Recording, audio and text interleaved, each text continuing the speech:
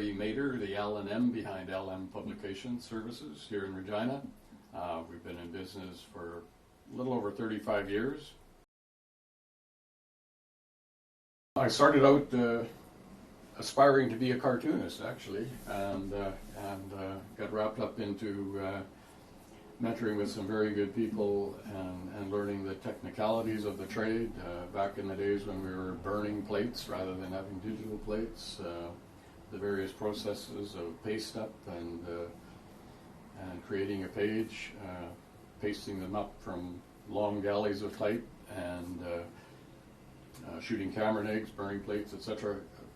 And I just loved it, and just kind of expanded on that and focused on design and being able to make digital images, photographs, illustrations, logos, and it's just grown from there. The first book that I remember working on was a historical book for Gravelbourg, the diocese, and involved many old black and white photographs, reproducing them and laying out the pages to get things to balance and work, and it was quite a learning experience, but it turned out quite well. The basic elements of balancing a page visually and making it readable, pleasing to the reader's eye, and having it flow, some of those basic elements remain the same. Easier to do some of the special effects and whatnot now with the help of computers, but I think a lot of the basic elements of having a good readable book remain like they have been for decades at least, if not centuries. The Cowboy and Me was an interesting cover to build. The writer, the author, we dealt directly with him, and he had provided nearly 200 images for the cover. He had his own ideas of what kind of photos he wanted on the cover. We always provide a few options when we're designing a book cover. We downloaded some stock images. We used some of his and put together a few mock-ups using different fonts, different layouts. Got it narrowed down a little bit, but actually the cover didn't come together till towards the end of producing the whole book. We got to know the author a little bit, could see what his values were, how much he loved horses, and we wanted to get him on a horse on the cover. That was the key. This particular photo was actually flopped the other way. The fence post was on the right.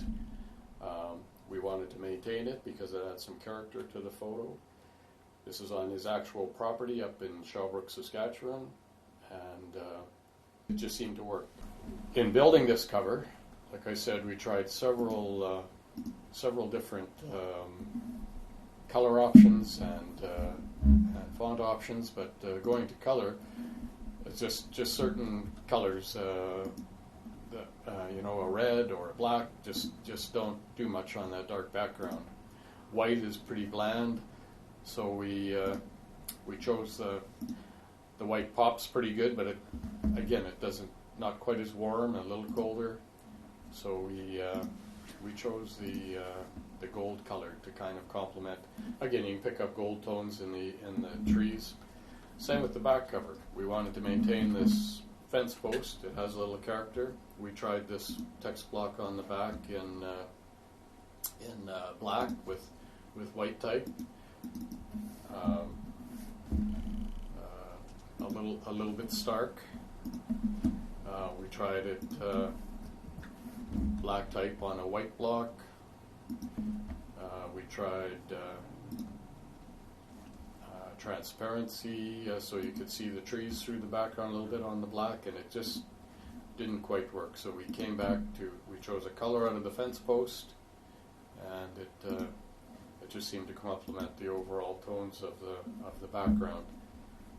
Transitioning, even in my lifetime, from where we started, I came into this business at the tail end of lead type, and where they melted ingots of type and placed letters one at a time backwards on and to go to where it is today in 2019 is absolutely amazing.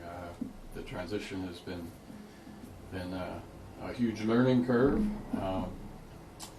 Certainly has improved efficiency and turnaround times.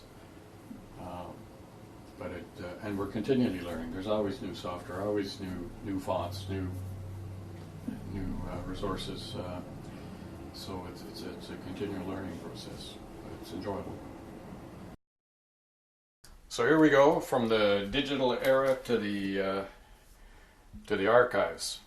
This is a Chandler Price paper cutter built in Cleveland, Ohio, patented December 14th, 1909. And it still works. We'll give you a quick demonstration.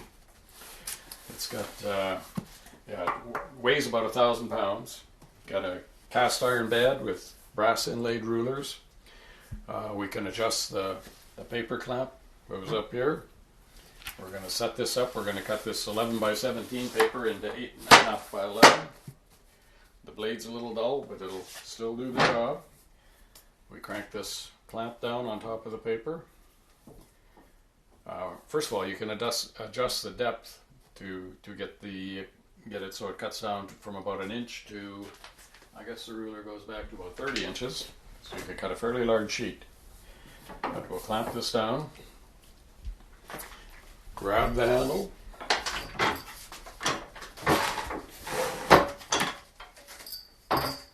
took me should ate my Cheerios this morning.